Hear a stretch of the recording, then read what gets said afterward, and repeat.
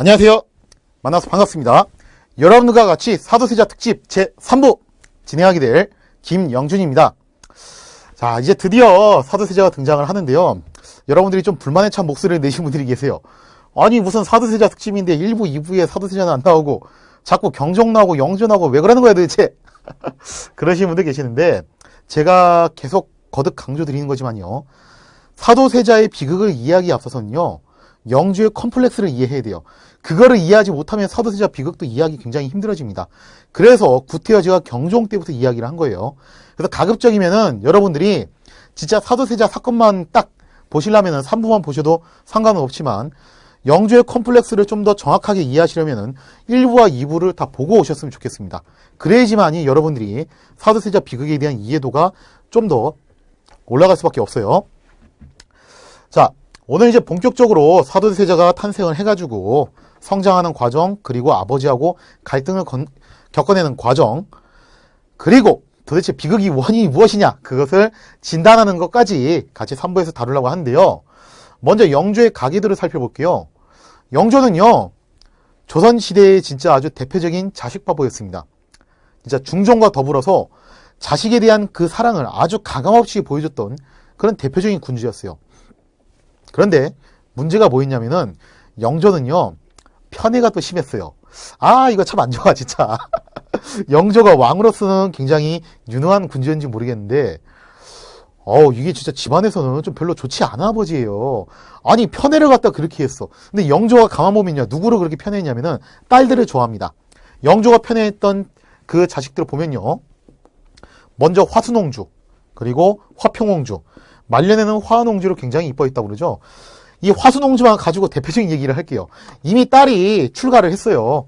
출가를 한 상태인데 그럼에도 불구하고 영조는 출가한 딸을 만나기 위해서 밖으로 자주 나갔습니다. 이거 법도에 어긋나는 거거든요. 중종도 좀 약간 그런 끼가 있었는데 영조도 출가한 딸을 만나기 위해서 궁궐 밖으로 그렇게 많이 나갔다고 그래요. 근데 이게 진짜 결정적인 사건이었는데 영조의 첫 번째 와이프가 누구였냐면은 정성왕후 서씨였습니다. 근데 둘이 부부 사이가 그렇게 썩 좋지는 않았어요. 그래서 둘 사이에 뭐 자식도 안 나왔고 결국 이제 정성왕후 서씨하고 좀 이제 그렇고 저런 관계 속에서 끝나게 되는데 서씨가 세상을 떠나던 날 아주 공교롭게도 화순옹주의 남편도 세상을 떠나요. 근데 생각해보세요. 사이하고 와이프가 같이 죽었어. 같은 날에 같이 세상을 떠났어요. 그래도 중전인데 왕 입장에서는 누구 자리를 지켜야 돼요? 중전의 자리를 지켜야 될 거 아니에요. 그게 중전 묘소 중전의 그 장례 자리를 지켜야 될 거 아닙니까? 근데 영조가 쇼킹하기도 어디로 가냐면은 화순옹주한테 가요. 우리 딸이 남편을 잃은 슬픔 때문에 밥도 안 먹고 있다고 하는데 이거 어떻게 해? 하고서 세상에 이런 딸 바보가 없어. 화순옹주한테 가가지고 그렇게 화순옹주를 위로하고 제발 한숨만 떠라.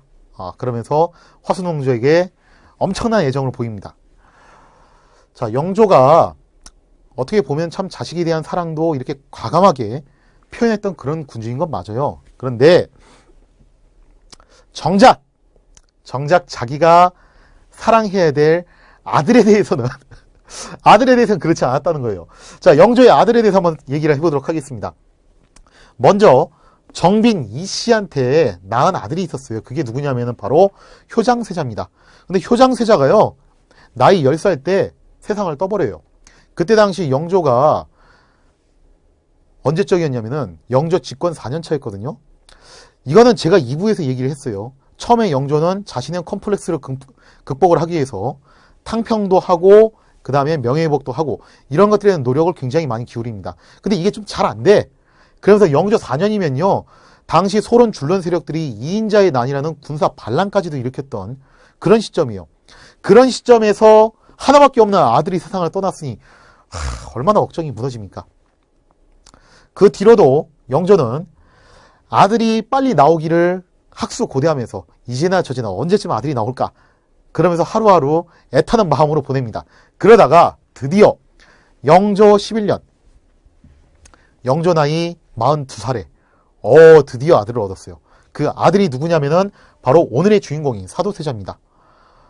영조가 너무 기뻤습니다. 그래서 이건 진짜 하늘이 내린 선물이다 하면서 어릴 적에 아주 금이야 오기야 그렇게 아끼면서 길렀다고 그래요. 그러니까 영조하고 사도세자가요, 어릴 적부터 아주 처음부터 그렇게 사이가 나빴던 건 아니에요. 처음에는 영조가 세자를 그렇게 극진하게 아꼈다고 그럽니다. 세자는요, 태어날 때부터 몸집이 좀 좋았대요. 우량으로 태어났고, 어릴 적에 상당히 총명했다고 그럽니다. 그래서 글씨도 굉장히 빨리 끼우쳤고, 아주 체구도 당당하고, 눈빛도 카리스마 있고, 그런 아주 멋진 아들로 자라났는데, 처음에 영조는 팔보출이라는 소리를 들어가면서까지 이 세자를 그렇게 애지중지했습니다. 그런데, 어느 순간부터 영조와 세자 사이가 틀어지기 시작합니다. 도대체 그 틀어지게 된 이유가 무엇이냐? 자, 대략 한 틀어지기 시작한 시점을 살펴보면요. 영조한 24년, 세자 나이가 14살 됐을 때쯤부터예요. 그러니까 이제 슬슬 뭘 해도 귀여운 어린 나이가 다 지나가고 언제적으로 넘어간 거예요. 이제는 본격적으로 제왕의 수업을 받는 그런 나이로 넘어가게 됩니다. 근데 세자가요, 좀 기질이 달라요, 영조하고. 영조는 굉장히 호학군주였어요. 공부하는 걸 굉장히 좋아하는 군주였는데, 세자는 그렇지 않습니다. 세자는 아예 노골적으로 자기는 공부가 별로 좋지 않습니다라고 얘기를 해요. 오히려 어느 쪽에 더 관심을 갖냐면은 무예에 더 관심을 갖고, 굳이 공부를 한다면은 경전보다는 잡학 쪽에 좀 더 관심을 가졌다는 거예요. 여기에 대한 영조의 우려가 이만저만이 아닙니다. 자, 그런데 당시 영조와 세자가 어떻게 서로 성향이 달랐는지를 보여주는 아주 좋은 사례가 있습니다. 어느 날 영조가 세자를 불러다 놓고 이렇게 질문을 해요. 야, 세자야, 너는 한 고조와 한 무제 중에서 누가 더 훌륭하다고 생각하니? 자, 한 고조는 누구냐면은 중국의 한이라는 왕조를 처음 만들었던 창업자죠. 그 다음에 한 무제는 강력한 힘으로 패권을 주도했던 패왕입니다. 즉, 창업주와 패왕 중에서 누가 더 훌륭하냐고 물어보는 거예요. 그 다음번에 질문이 뭐였냐면은 한 문제와 한 무제 중에서 누가 더 훌륭하니? 한 문제는 어떤 사람이었냐면은 문제, 경제, 이 두 시기에 한이 굉장히 국가 경제가 탄탄하고 안정화의 길을 걸었던 사람입니다. 즉, 내치의 달인이었고, 한 무제는 좀 전에 설명드린 대로 패왕이었어요. 내치의 달인과 패왕 중에서 누가 더 훌륭하냐고 물어본 거예요.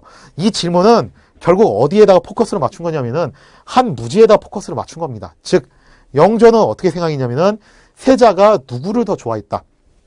한 무제를 좋아했다. 거기에 대한 우려심에서 나온 질문이 바로 이 질문이었어요. 근데 세자가 바보가 아니에요. 당연히 영조가 이걸 왜 물어봤는지를 압니다. 그렇기 때문에 뭐라고 대답을 하냐. 영조의 마음에 들기 위해서 자기는 노력을 했어요. 영조의 마음에 들기 위해서 이렇게 대답해요. 한 고조가 더 훌륭하고 한 문제가 한 무제보다 더 훌륭합니다라고 대답을 합니다. 그래서 아버지가 칭찬할 줄 알았는데 아버지가 화를 내는 거예요. 내 이놈! 너 거짓말하지 마. 너는 성격상 분명히 무제를 좋아하고 있을 거야. 근데 너 왜 내 앞에서 거짓말하니? 내가 거짓말하지 말라고 그랬지. 너 구라치다 걸리면 어떻게 되는지 안 배웠어? 그죠? 그러자 그냥 세자가 난리가 난 거예요, 이게. 나는 아버지 마음에 들게 하기 위해서 그렇게 대답했던 건데, 그럼 솔직히 말하면 솔직히 말한다고 할 것 같고, 거짓말하면 또 거짓말한다고 뭐라고 하고, 이거 어떻게 해야 돼, 그죠? 물론 신하들이 가드를 쳐줬어요. 아예 전하, 고정하십시오. 세자께서 좀 무예를 좋아하고 좀 기가 센 건 사실이긴 하지만, 그래도 침착하신 분이십니다. 분명히 훌륭한 군왕으로 자라나실 것입니다. 신하들은 좀 가드를 쳐줘요. 근데 영조는요, 세자가 마음에 들지 않은 거예요. 왜냐하면 영조는 이렇게 생각했어요. 지금 우리 조선에 필요한 왕은 강력한 무력과 그 다음에 패기, 그런 것을 추구하는 왕이 아니라 어떤 왕이어야 되냐면 자기처럼 부지런하고 성실하고 공부도 열심히 하고 그 다음에 빠릿빠릿하고 민첩하고 날카로운 논리로 신하들을 제압할 수 있는 그런 왕이 등장해야 된다라고 생각을 한 거예요. 그래야지만이 자기가 구축해놓은 탕평과 이 탄탄한 왕권을 유지할 수 있다라고 본 겁니다. 근데 세자가 무예를 좋아하고 잡학에 관심을 갖고 또 기가 세고 그러면은 자기가 애써 이뤄놓은 이 모든 업적들을 수포로 돌릴 수 있다는 그런 우려심에서 세자에게 이런 질책들을 계속 가하기 시작합니다.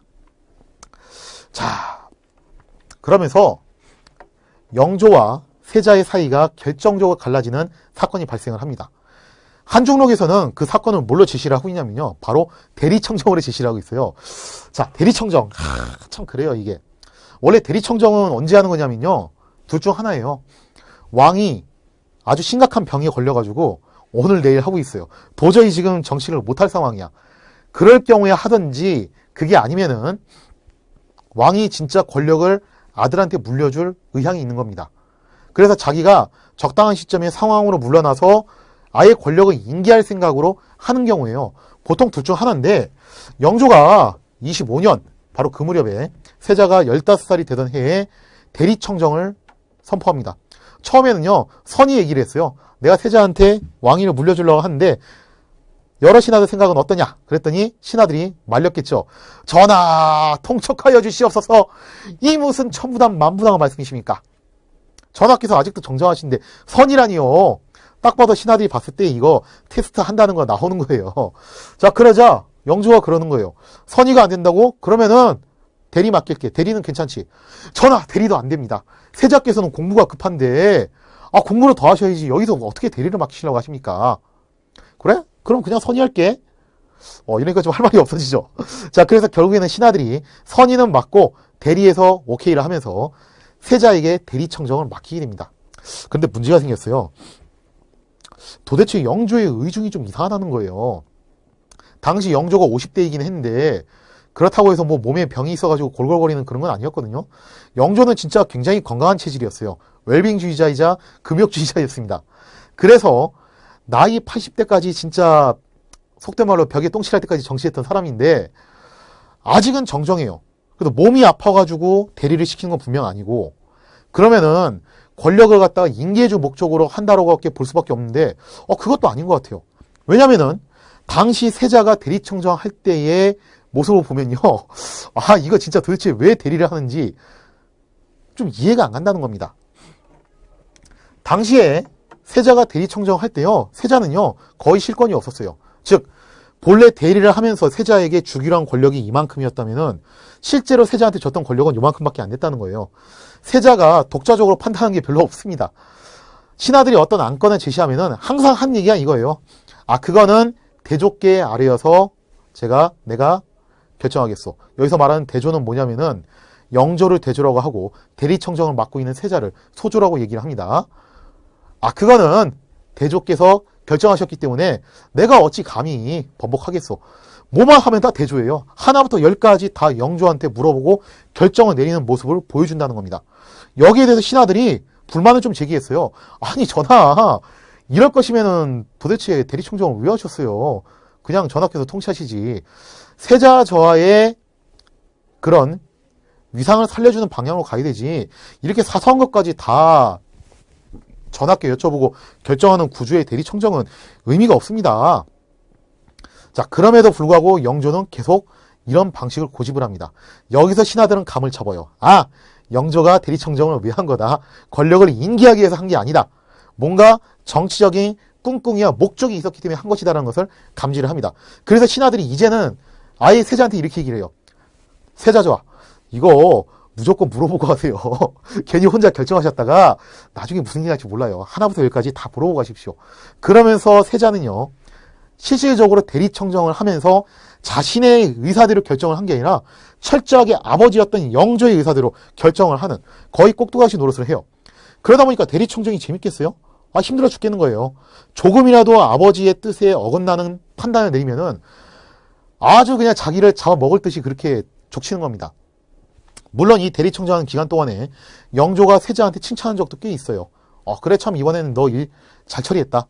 그래, 이번에 네가 한 대답은 나도 이거보단 잘할 수 없을 것 같다. 너 참 잘했어. 이런 칭찬도 했지만 10번 칭찬했으면은 진짜 그 한두 번의 질책이 아주 뼈와 살을 후벼파고 심장을 도려낼 정도로 영조의 질책이 그렇게 혹독했다는 거예요. 그러다 보니까 세자가 스트레스를 엄청나게 받습니다. 막상 대리를 하고 있는데 자기 마음대로 할 수 있는 게 없어. 다 아빠 의중을 물어보고 다 그걸 해야 돼. 그런데 여기서 한 번이라도 실수하면은 난리 나는 거예요, 그날. 그러면서 그날 소원이 뭐냐? 오늘 하루 제발 무사히. 오늘 하루 아빠한테 안 혼나게. 진짜 이러면서 대리를 본다는 거예요. 그러다 보니까 결국 세자가 병을 얻게 됩니다. 이렇게 됐어요. 처음엔 좀 우연히 시작했던 것 같아요. 세자가 스트레스를 하도 많이 받아가지고 어느 날 드디어 병을 얻고 누웠습니다.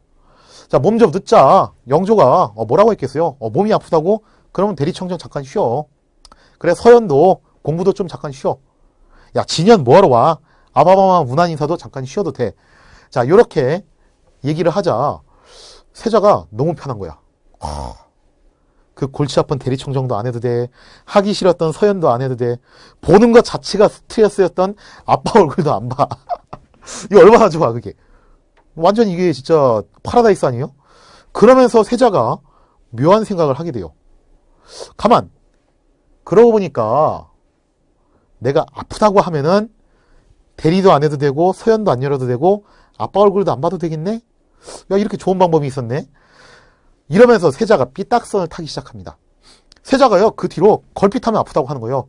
아, 오늘은 두통이. 아, 오늘은 치통이. 아, 오늘은 치질이. 아, 오늘은 악성무좀이. 이러면서 계속 꾀병을 부리는 겁니다. 영조가 이제 이것 때문에 화가 났어요. 아니, 이게 지금 꾀병을 부려? 야, 세자한테 날마다 일기를 써서 나한테 점검을 받으라고 해라. 세자한테 반성문을 쓰라고 해라. 하면서 영조도 여기 지지 않고 끊임없이 꼰대질을 가합니다. 와, 이 부자관계가 참 이래요. 영조의 꼰대질이 어느 정도였냐면은 아빠가 하면 가장 안 되는 행동을 해요.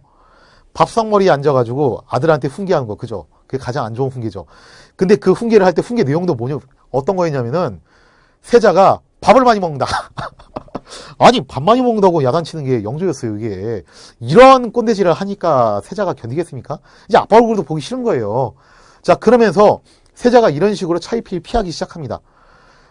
영조가 화를 내고 반성문 써라, 일기 써라 하면은 그때 잠깐 반짝, 아주 반짝 반성하는 빛을 내비치고 얼마 후에 다시 또 들어눕는 거예요. 아, 오늘은 또 어디가 아파? 오늘은 또 여기가 아파. 이런 일이 계속 반복되는 겁니다. 그러다가 영조 33년에 영조가 재상들을 불러다 모아놓고 아주 초특급 폭탄 선언을 해요.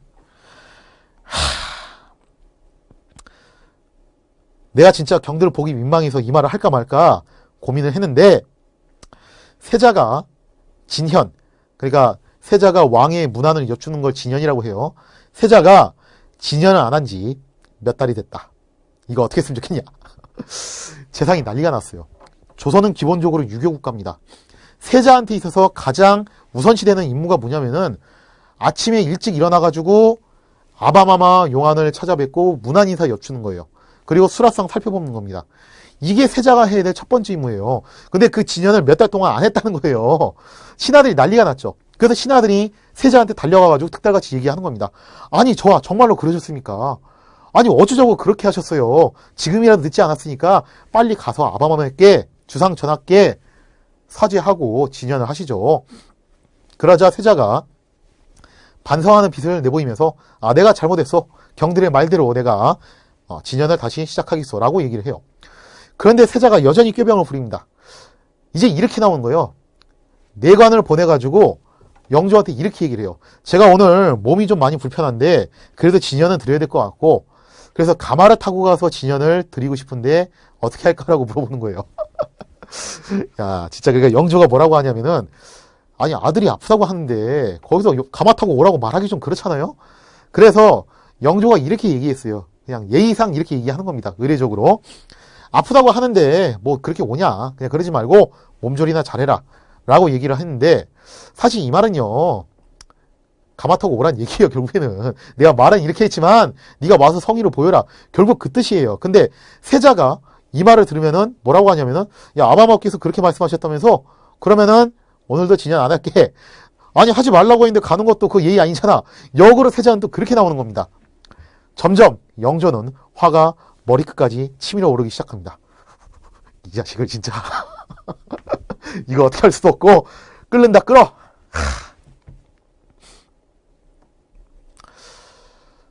여기서 영조가 초특급 결정을 내립니다. 그 결정이 무엇이었냐? 진짜 주책도 이런 주책이 없어. 내가 볼 땐. 당시 영조의 나이가 66세였어요. 그런데 새 장가를 갑니다. 아까 처음에 이제 왕비가 일찍 세상을 떠났다고 그랬죠. 그 두 번째 왕비를 드리는데 그게 누구냐면은 조선의 진짜 역얼 양대 산맥 문정왕후와 쌍벽을 이루는 역얼 누굽니까? 바로 정순왕후예요. 근데 이때 나이가 영조가 66세였어요. 그리고 정순왕후의 나이가 15세였습니다. 뭐 이거 로리콘도 아니고 진짜 그죠? 물론 왕이 재혼한 여자하고 결혼할 수는 없으니까 뭐 이렇게 연령대가 낮은 건 그럴 수도 있어요. 당시 시대적 상황을 좀 고려를 해야 되는데, 제가 하고 싶은 말은 나이 차이가 많이 났다는 거 가지고 뭐라고 하는 게 아니라 이게 세자한테 주는 영향이 어떨지를 생각해 봐야 된다는 거예요. 세자 나이가 그때 24이었어요. 여기서 문제가 생깁니다. 이게 선조 광해군 시절의 이야기가 다시 지금 재현되고 있어요. 선조가 막판에 이 사람도 좀 주책을 부려요. 51세 때 재혼을 합니다. 그래서 인목왕후하고 결혼을 하잖아요. 51세 때 19살짜리 인목왕후하고 결혼을 하는데, 그때 광해군의 나이가 인목왕후보다 9살이나 많았어요. 28이었습니다. 자기보다 9살 어린 사람이 새엄마로 들어온 거예요. 근데 세자도 마찬가지입니다.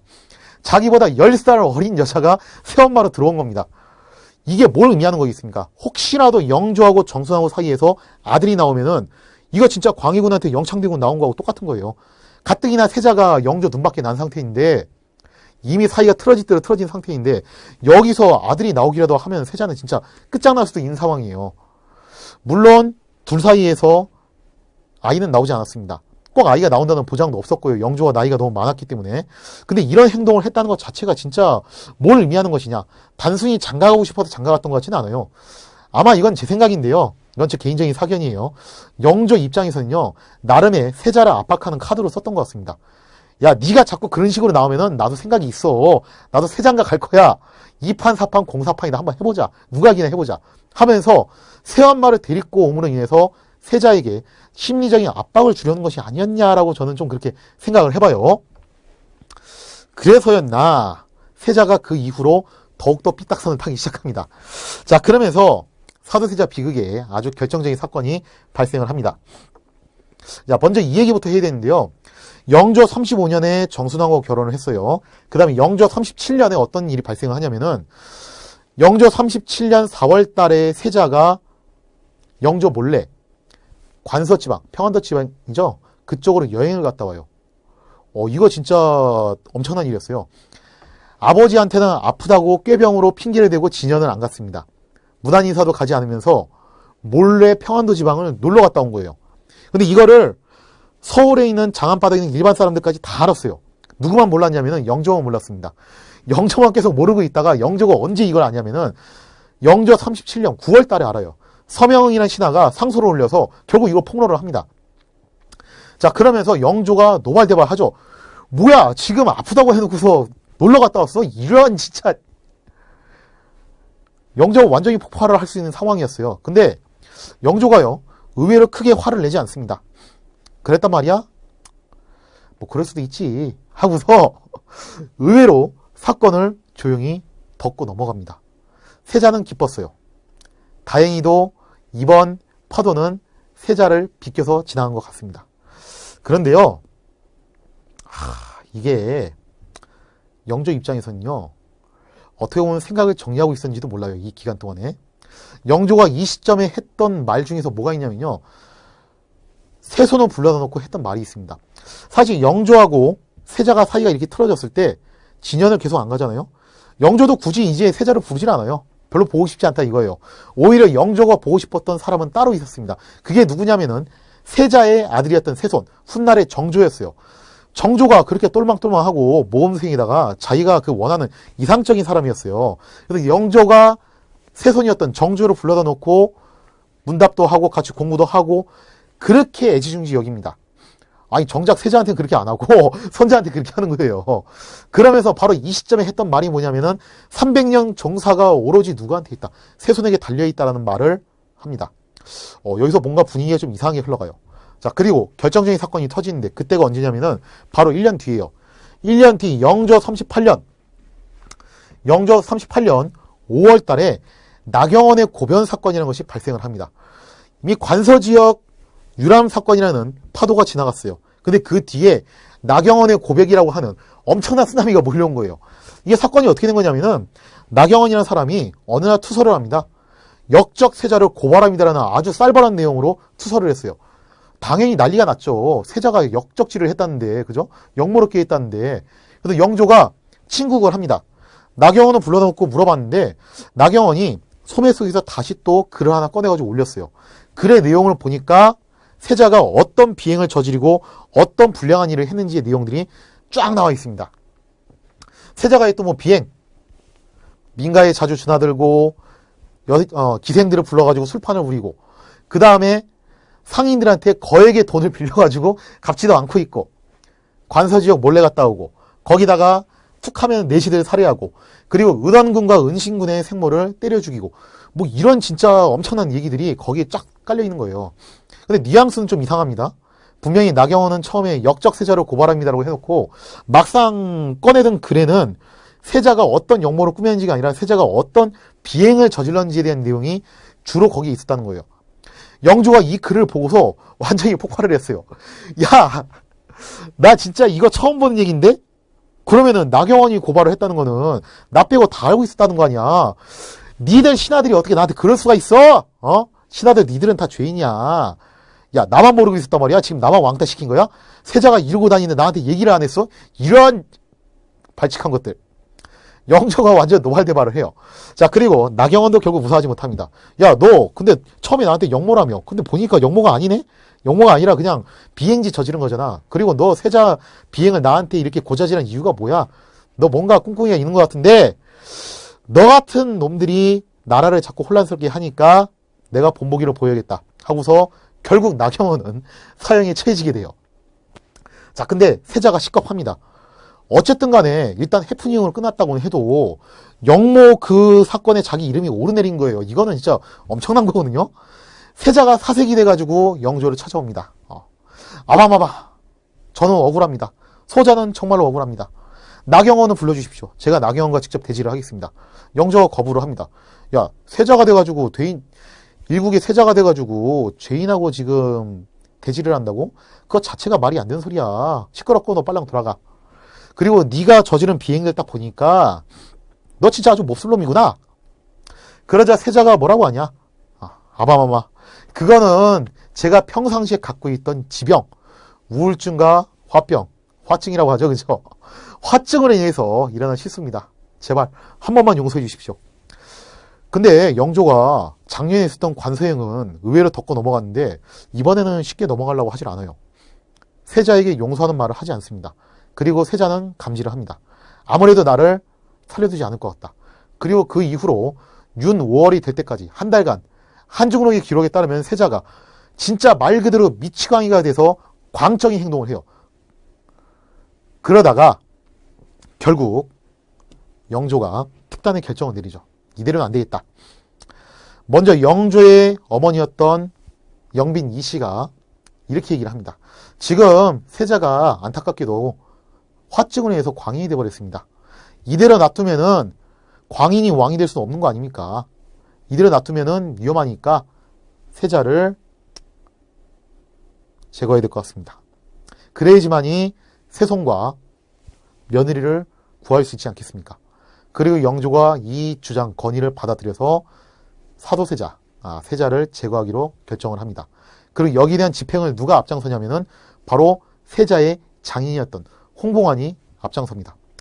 영조가요, 디데이를 잡았어요. 세자를 데리고서 휘령전으로 갑니다. 그래서 대뜸 이렇게 외치는 거예요. 내가 지금 이 휘령전에 있으면서 정성황후의 영령이 나에게 경고하는 소리를 들었다. 세자가 역모를 꾀하려고 했으니 세자는 그 죄를 받아야겠다 하고서 세자에게 자결을 명합니다. 자, 그러자 신하들이 난리가 났어요. 특히 세자 측에서 일하던 내인들이 눈물로서 말리고, 그리고 세손이었던 정조도 휘령전으로 뛰쳐들어와서 제발 아버지를 살려주시옵소서 할바마마 하면서 눈물로써 호소하고, 그런 와중 속에서 영조는 세자를 어디에다가 바로 뒤주에다가 가둬서 죽이게 됩니다. 자, 요거 뒤주 쌀통이죠, 그죠? 원래 뒤주란 말이 좀 어려운 말인데 이것 때문에 유명해졌어. 물론 실록에는 뒤주라고 얘기를 하지 않아요. 일물이라고 하죠, 일물. 그걸 좀 이제 완곡하게 일물이라고 지칭을 하는데, 이렇게 해서 세자가 일물에 갇힌 뒤 8일 만에 결국에는 먹지도 마시지도 못하고 결국 세상을 떠나고 맙니다. 그리고 영조는 곧바로 세자에게 사도라는 칭호를 붙여줘요. 생각할 사자, 슬퍼할 도자. 너를 생각하며 슬퍼한다. 자, 이렇게 해서 사도세자의 비극이 일어나게 됐습니다. 사실 이 사도세자 비극의 원인을 우리가 정확하게 진단하기 좀 어려워요. 왜냐면요, 실록의 일단 내용 자체가 많이 삭제되어 있어요. 그리고 이거를 가장 자세하게 기록해 있던 승정원 일기도 세초를 시켰습니다. 정조의 요청으로. 나경원의 고변서는 아마 어떤 내용이 있을 거라고 짐작만 할 뿐이지 구체적인 내용이 사실 나와있지 않습니다. 또 영빈 이씨가 영조에게 간청한 내용도 실록에 구체적으로 나와있지 않아요. 그래서 우리가 주로 어디에 많이 의존을 하게 되냐면은 한중록에 의존을 많이 하는 거예요. 그래서 이 한중록에 의존을 많이 하는데 한중록도 좀 비판을 받습니다. 한중록 그거 왜 만들었냐? 당시 사도세자의 와이프였던 해경궁 홍씨가 자기 아버지 홍봉안의 그 혐의를 벗겨주기 위해서 만든 그런 변론서 아니냐. 그렇기 때문에 사실 왜곡이 좀 있다. 실제로 한중록에 이렇게 되어 있습니다. 홍봉안이 사도세자가 죽던 이날 밖에 나가 있었다는 거예요. 근데 실록에는 홍봉안이 직접 집행했다고 그랬거든요. 이거 보면은 내용이 다르지 않냐. 결국 자기 아비와 가문을 위한 책이 아니냐라고 하면서 한중록도 좀 비판을 많이 받아요. 그렇긴 한데 제가 볼 땐 그래도 사도세자 비극을 얘기할 때 한중록이 그래도 제일 괜찮은 책인 것 같아요. 왜냐면은 홍봉안과 관련된 얘기를 빼면은 나머지는 대략적으로 실록에 묘사하고 일치를 합니다. 그리고 당시 와이프였던 해경궁 홍씨의 그런 생생한 기록들이 담겨져 있기 때문에 참고 자료로 활용하기에는 굉장히 괜찮은 자료인 것 같아요. 자, 그러면은 사도세자 그 비극의 원인에 대해서 한번 진단을 해볼게요. 도대체 뭐 때문에 이러하냐. 자, 먼저 첫 번째로 생각해볼 이유가 뭐냐면요. 내용이 영조가 도대체 왜 대리청정을 시켰냐는 겁니다. 영조가 대리청정을 시킨 시점이 중요해요. 그때가 영조 25년입니다. 아까 대리청정 얘기를 했어요. 대리청정은 언제 시킨 거다? 왕이 도저히 정치를 하지 못할 정도로 건강이 악화됐거나 혹은 권력을 갖다가 확실하게 승계할 의사가 있을 때 하는 것이 대리청정이에요. 근데 영조가 대리청정을 했을 때는요, 자기 건강이 나빴던 것도 아니었고 권력을 승계할 목적도 아니었던 것 같아요. 도대체 왜 했냐 했을 때 여기서 영조의 컴플렉스를 이해할 필요가 있어요. 제가 일부에서 얘기했죠.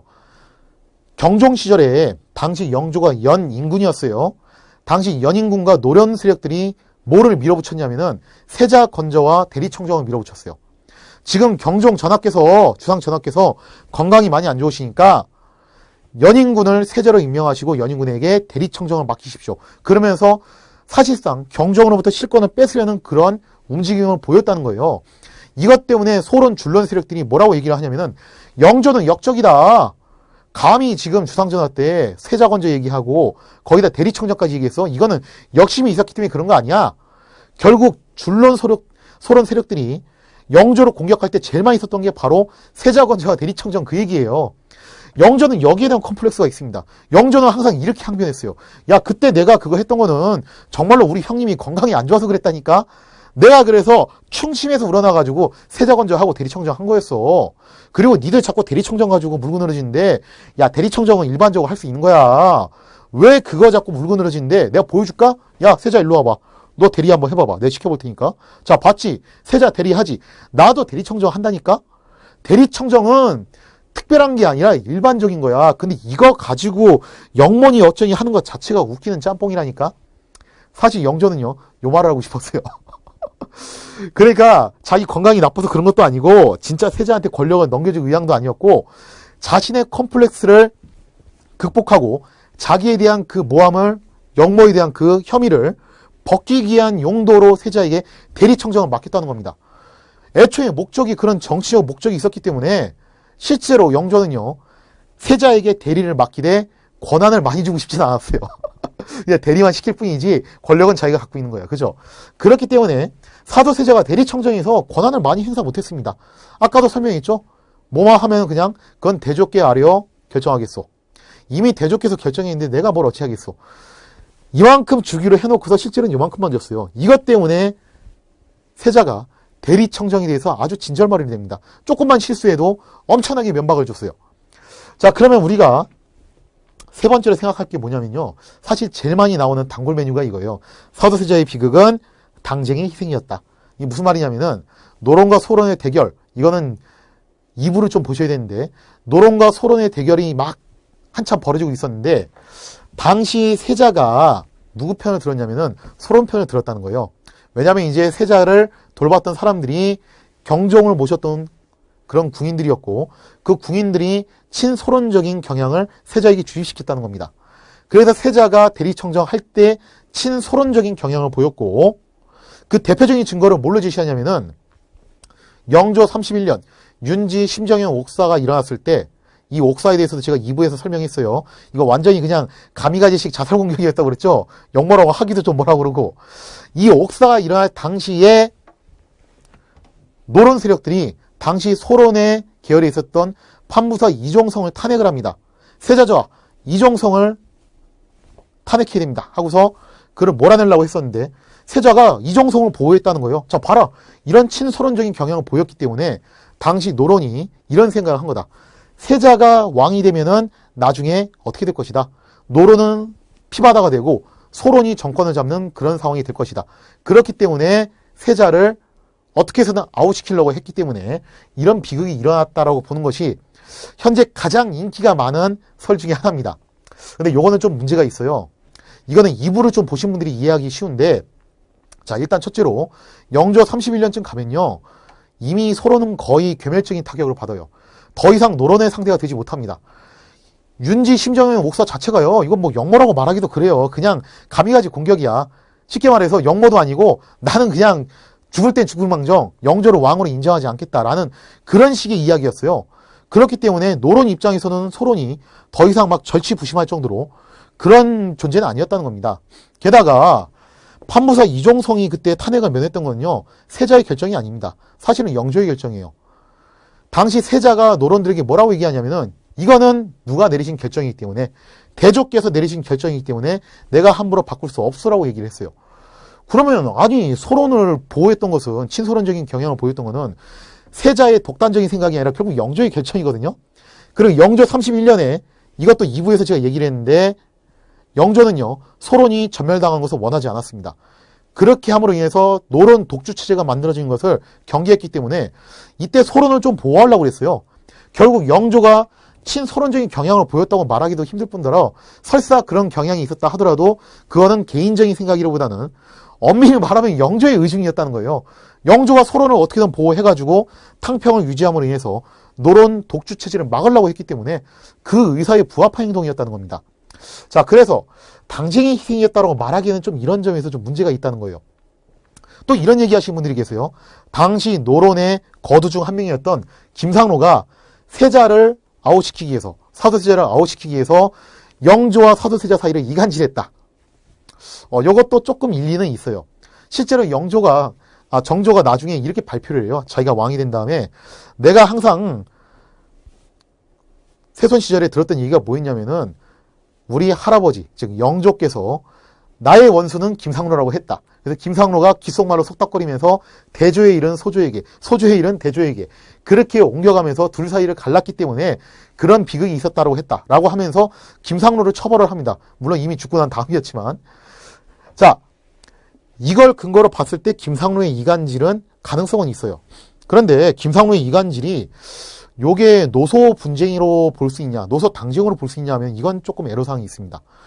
당시 김상로가 이 이간질을 했을 때 시점도요, 역시 소론이 이미 세력이 찌그러든 상태였고요.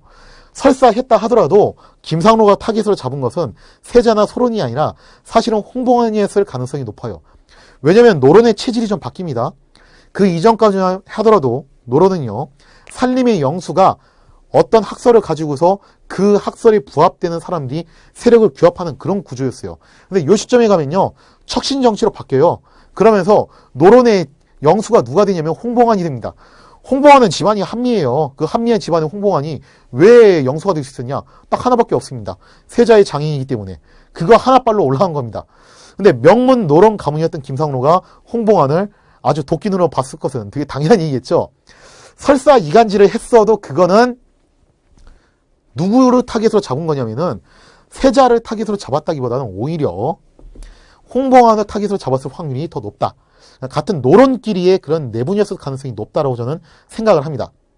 자, 거기다가 이 관서행을 놓고 보면 더 확실하게 나타나요.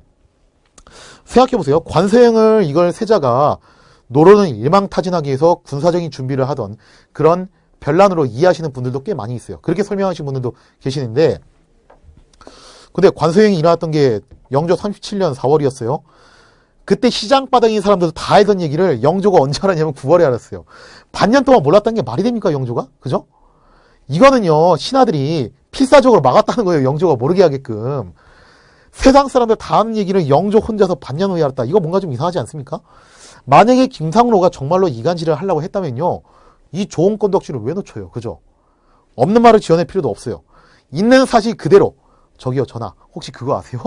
세자저하께서 꾀병 부리고 진연 안 하고 그 사이에 관서행 갔다 왔다는데요. 이 말 한마디만 하면 끝나는 거예요. 근데 김상로가 이 말을 안 합니다. 김상로뿐만 아니라 대부분 신하들이 반년 동안 입을 다물고 있었어요. 그러다가 이게 결국에는 부풀어 올라서 서명의 상소를 통해서 영조가 알게 되는 건데, 왜 이랬냐라고 하면요, 당시 영조의 나이가 이미 60 중후반이었어요. 역대 왕들 중에서 너무 이미 가장 최고령자였어요. 당장 내일 죽어도 이상할 게 없는 게 영조의 나이였습니다. 그럼 생각해보세요. 여기서 사도세자, 당시 사도세자를 갖다가 비방을 하고 이 관서행을 고자질을 해가지고 터트리면은 세자가 처벌을 받겠죠. 그런데 그 와중에 갑자기 영조가 노안으로 사망을 하면 어떻게 할 거예요? 갑자기 세상을 뜨면은 세자가 바로 계승하는 거예요, 그게. 즉, 사도세자는 미래의 왕이었어요. 괜히 미래의 왕한테 찍혀가지고 좋을 게 뭐가 있겠습니까? 그러니까 오히려 신하들은 전전긍긍하면서 영조가 이 사실을 모르게끔 감춘 데 급급했다는 거예요. 그리고 만약에 이게 정말로 영모였다면은, 군사적 변란을 준비한 행동이었다면은, 영조가 알았을 때가 37년 9월이었는데 그때 그거 터트렸어야죠. 영조가 영모가 분명했다면은 사도세자를 그때 죽였어야죠. 근데 일부러 1년 후에 사도세자의 비극이 일어났다는 것은요, 이거는 영모가 아니라 진짜로 유람이었다는 거예요. 자, 그 다음에 또 이런 얘기 하신 분들 계세요. 정순왕후 막부설, 그죠? 정순왕후가 노론의 군모잖아요, 이 사람이, 그죠? 조선의 군모가 아니라 노론의 군모인데, 정순왕후가 사도세자를 싫어했기 때문에 사도세자를 계속 모함해가지고 결국 이런 비극이 일어났다. 뭐 이런 설도 꽤 많이 지지를 받고 있습니다. 근데 저는 그렇게 생각해요. 정순왕후는 좀 재평가를 받을 필요가 있는 인물인 것 같습니다. 제 개인적인 생각에는요. 왜냐면요, 이거예요. 잠깐 광해군 얘기를 하자면은, 광해군 때도 그랬잖아요. 임목왕후가 새엄마가 돼가지고 영창대군을 낳았어요. 광해군이 굉장히 위태로웠습니다. 근데 광해군 입장에서 운이 좋게도 영창대군이 장성하기 전에 선조가 먼저 세상을 떠났어요. 그때 임목왕후가 어떻게 행동한 줄 아세요? 광해군을 몰아내고 자기 아들을 왕위로 삼으려고 한 게 아니라 하루도 안 걸렸어요. 그냥 바로 깨갱한 겁니다. 지지쳤어요. 지지치면서 왕대비 교서를 반포를 해가지고 광해군을 왕으로 그냥 올려버립니다.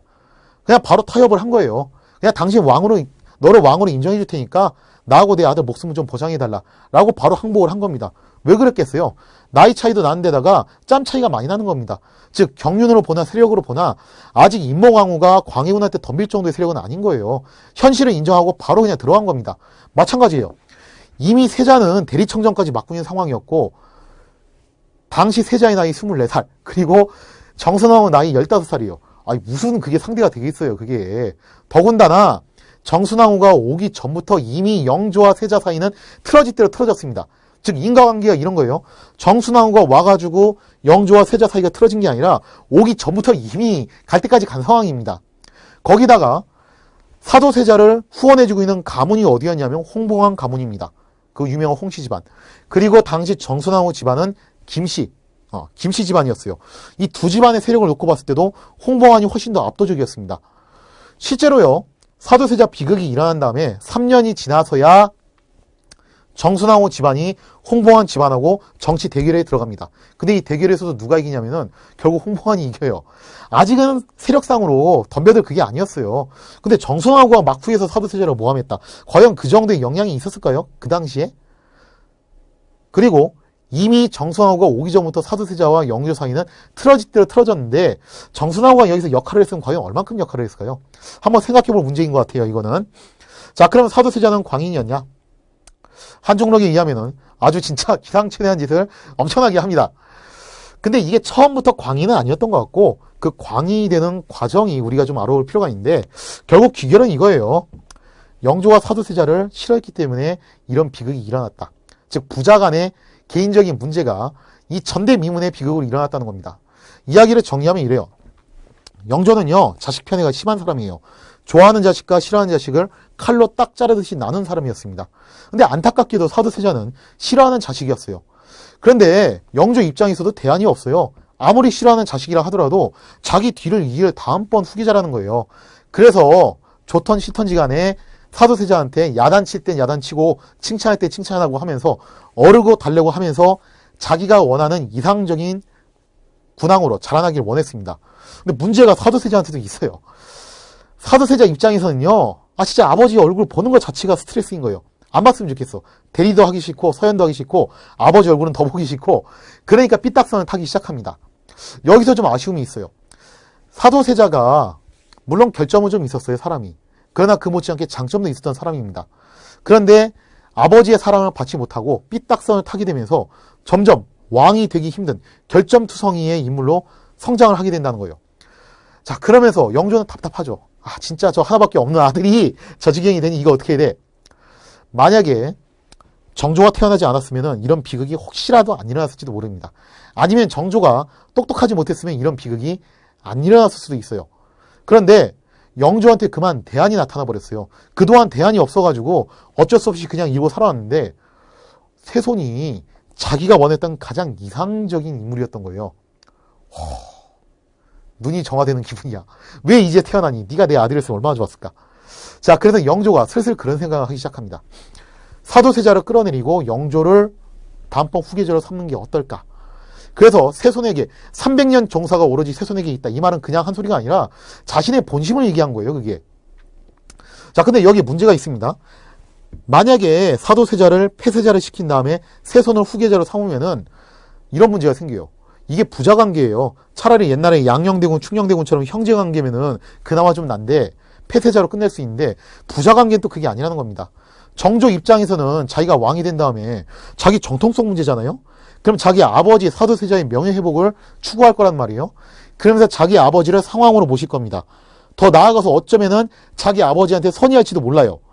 그러면은 그때 당시 이 폐세자에 동의했던 신하들은 다 모가지가 땡깡땡깡 날아가는 겁니다. 그러니까 신하들 입장에서는 섣불리 나설 수가 없어요. 자, 결국에는 이 작업의 단초를 열어준 사건이 뭐였냐면은 나경원의 고변 사건이었습니다. 건수를 잡은 겁니다. 그리고 이 나경원의 고변 사건으로 건수를 잡아놓고 명분을 사도세자의 생모였던 영빈 이 씨의 간청으로 확보를 해놨어요. 그러면서 영조가 이걸 바탕으로 신하들을 설득하고 당시 노론의 대표였던, 어떻게 보면 신하들의 대표였죠. 대표이자 장인이었던 홍봉안이 직접적으로 집행을 하면서 이 사도세자의 비극이 발생하게 된 겁니다. 자, 결국에는요, 이런 논리가 성립이 된 거예요. 사도세자가 제거됐기 때문에 정조가 왕이 된 게 아니라 거꾸로 정조를 왕으로 올리고 싶었기 때문에 사도세자가 제거되었던 이런 비극이 발생한 겁니다. 그런데 이 사도세자의 비극은요, 상당히 묘합니다. 처음 출발은 역모로 시작했어요. 근데 결론은 뭘로 내렸냐면은 화증 때문에 광인이 돼가지고 어쩔 수 없이 죽였다로 결론이 나게 된 거예요. 그러면서 역모인 듯 역모 아닌 듯 역모 같은 희한한 사건이 돼버렸습니다. 자, 그리고 사도세자가 죽자 영조가 생각할 사 슬퍼할 도자 이 시호를 내리면서 정조가 역적의 아들이 되지 않기 위한 최소한의 조치를 단행하게 됩니다. 자, 이렇게 해서 사도세자의 비극이 끝난 다음에 결국에는 정조가 그 뒤를 이어서 다음번 왕이 돼요. 정조는요, 왕이 된 다음에 자기 아버지의 비극적인 죽음에 대한 그 엄청난 컴플렉스에 시달리게 됩니다. 그런데 영조가 살아생전에 항상 정조에게 이렇게 신신당부를 해요. 뭐라고 당부를 하냐? 세손아, 너 내가 하는 말 잘 들어라. 네 아버지의 죽음은 대의였어. 그건 진짜 종사와 대기를 위해서 어쩔 수 없이 내린 선택이었어. 그러니까 네 아버지의 죽음에 대해서 그 어떠한 이의도 제기하지 마라. 그리고 그와 관련해서 어떠한 명예회복도 추구하지 마라. 이것은 나를 배신하는 행동이다. 라고 이야기를 하게 됩니다. 즉, 정조한테 있어서 아버지의 죽음은요, 비극이자 어쩔 수 없는 대의였다는 거예요. 자, 이렇게 신신당부를 했지만 사실 영조는 현재의 권력이고 정조는 미래의 권력입니다. 과연 미래의 권력인 정조가 과거의 권력이었던 영조가 세상을 떠난 다음에 그 말을 지킬 것인가? 정조는 과연 어떤 선택을 할까요? 할아버지였던 영조의 말대로 아버지의 죽음을 대의로 받아들이고 인정을 할까요? 아니면은 아버지의 죽음에 대한 책임을 물으면서 피해, 복수를 단행하게 될까요? 그 선택은 정조에게 달려 있습니다. 자, 언젠가 정조 특집에서 이 내용은 다시 한번 다루도록 하겠습니다. 감사합니다.